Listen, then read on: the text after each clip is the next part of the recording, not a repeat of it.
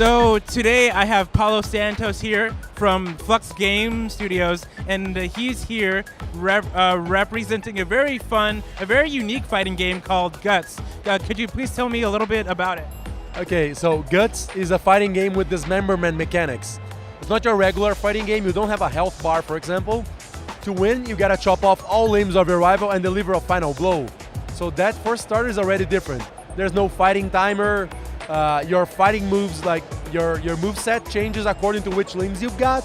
So if you lost a leg, you're still fighting, you're still good. And if you lose an arm, you lose those special moves you had with that arm.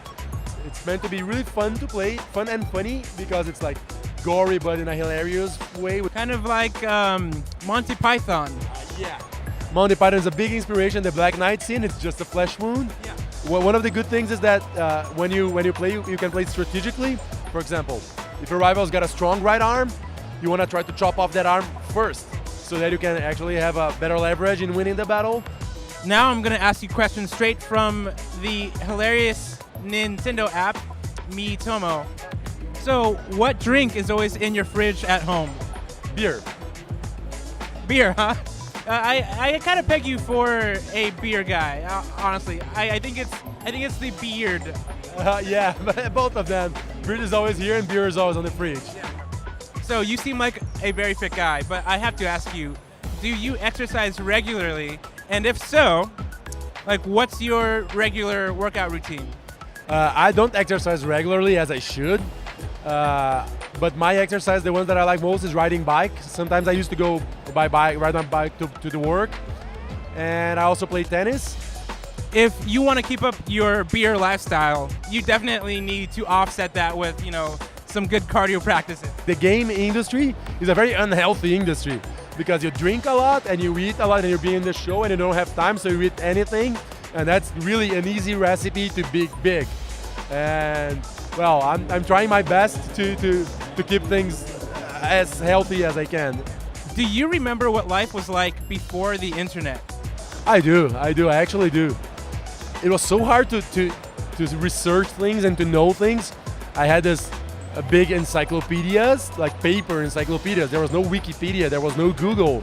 It's really good what we have right now. For example, as a game developer myself, I have access to content that I wouldn't be able to access like 20 years ago. So I can learn from really great developers, some stories. I can learn from whoever's doing something more advanced than what I'm doing right now. So the gap between a country like Brazil, where I come from, and the US or Canada or Japan or the UK that are developing games for like 30, 40 years, and we started 10 years ago, so that gap can be a bit shorter. It would be really slow for a Brazilian developer to do something like we're doing, for example, with Guts. Going off of that, what would you say are some of the key learnings that you've been able to gather with having access to so much mind share? For starters, you can learn a lot about other cultures. So, for example, in our game specifically, we have put a lot of effort into the lore, to the story, and to the universe. And there are characters from Japan, characters from Russia, characters from Brazil, from the US. And you want to do a good character, you might want to research a little bit about that culture, not do something stupid. You can learn technical stuff. There's tutorial for everything. Like, okay, I want to fix my shower. You go on YouTube and fix shower tutorial. I'm gonna be honest. Like, this is my first time doing this, and I learned everything from YouTube in like the last 5 days. So this is a proof that the internet works. Yeah, sure. Internet's a very tricky place, but it can help you a lot. Yeah, there's also that really dark place on the internet where things get really, really weird. Yeah, I haven't been there, but I heard about it, and I think I still want to be far away from that place. I've been there and I don't recommend it. I used to know what joy was. Now I only know sorrow. You see, sometimes you do some research for the game, and you just put a specific keyword in Google, you instantly regret it. It's like, oh, what have I done? This word, what has been seen cannot be unseen. Absolutely. So, my last question for you is, when can people play Guts, and where can they go to learn more about it? Cool. So Guts will be released in quarter 4 this year for PC, and early next year for consoles.